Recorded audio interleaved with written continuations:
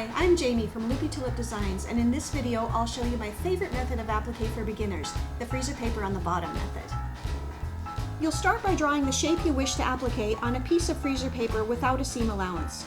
Freezer paper has a waxy side that will stick to the fabric when pressed with a hot iron and a papery side that is perfect for drawing. Once the shape is drawn, cut it out carefully on the line. The shape you cut will be the shape you sew. Now, press it to the wrong side of your applique fabric and cut it out with a 1/4 inch seam allowance. Don't short yourself on the seam allowance, especially at the tips.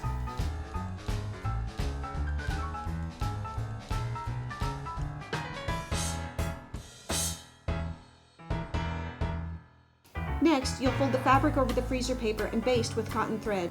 Some people like to baste using glue, but I prefer doing it this way. I can't stand being sticky.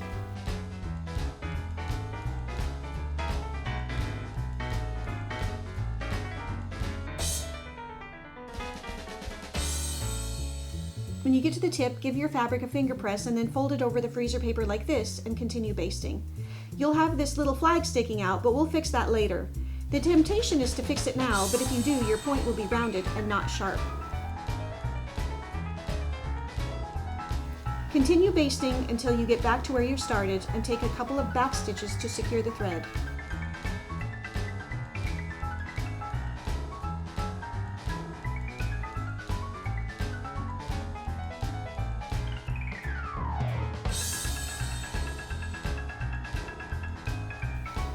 Now, press your piece carefully from the outside on the back like this to ease all of the fullness toward the center.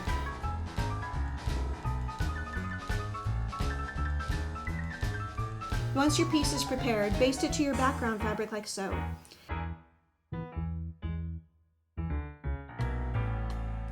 If I baste around the edge, the piece will turn, but if I baste like this, it will stay just as I put it.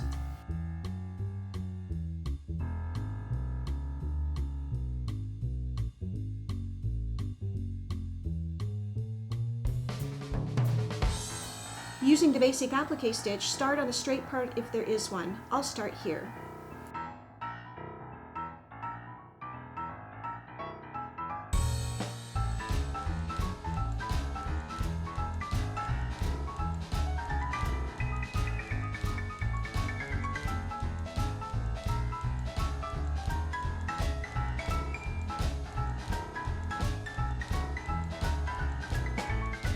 Once I get to the point, I'll take a double stitch. The weakest part of an applique is at the inside or outside point. Taking a double stitch here will give the piece stability. Now, with the tip of my needle, I'll sweep the flag under the tip of my leaf and continue stitching down the other side.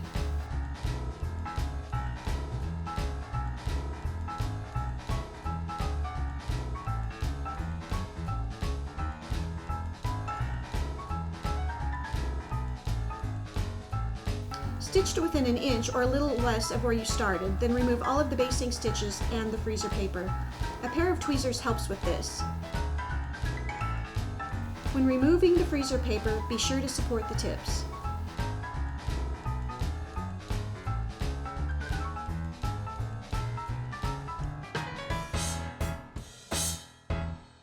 Now, continue stitching to the end and then bring your thread to the back and take 2 or 3 back stitches to secure the thread. Make sure your stitches only go through the background fabric.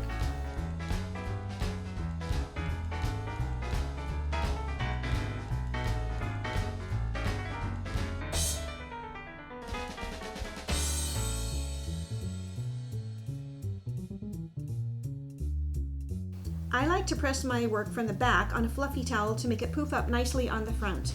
If you don't like your applique to poof up, then press it flat from the front. The reason I like freezer paper on the bottom for beginners is that it forces you to bring your needle out through the fold, as you should. Here's an illustration to show what I mean.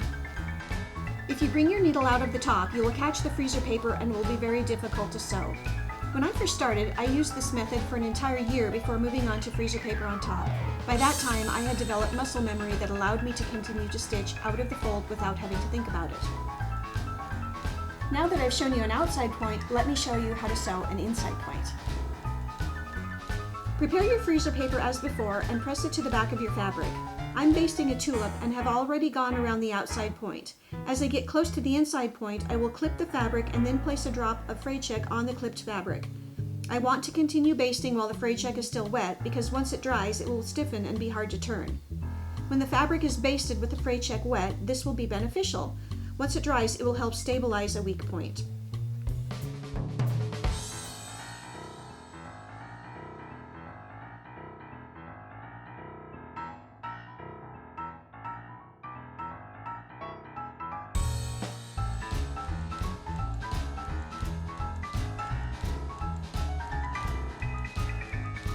After the piece is turned, pressed, and basted to the background, we'll stitch it in place. I started just before the tip and have already stitched to almost where the inside point is. I'm now ready to tackle the inside point. I'm going to take 2 stitches pretty far into the fabric at the tip to further stabilize the point, like this.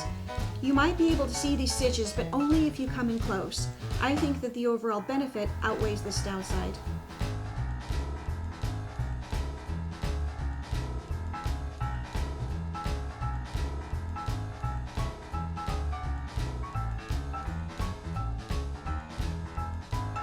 And now I continue stitching as before until it's time to take out all of the basting. Thanks for watching, and if you like this video, hit subscribe below and share it with a friend. And of course, go to loopytulips.com to see what other fun projects and classes I offer.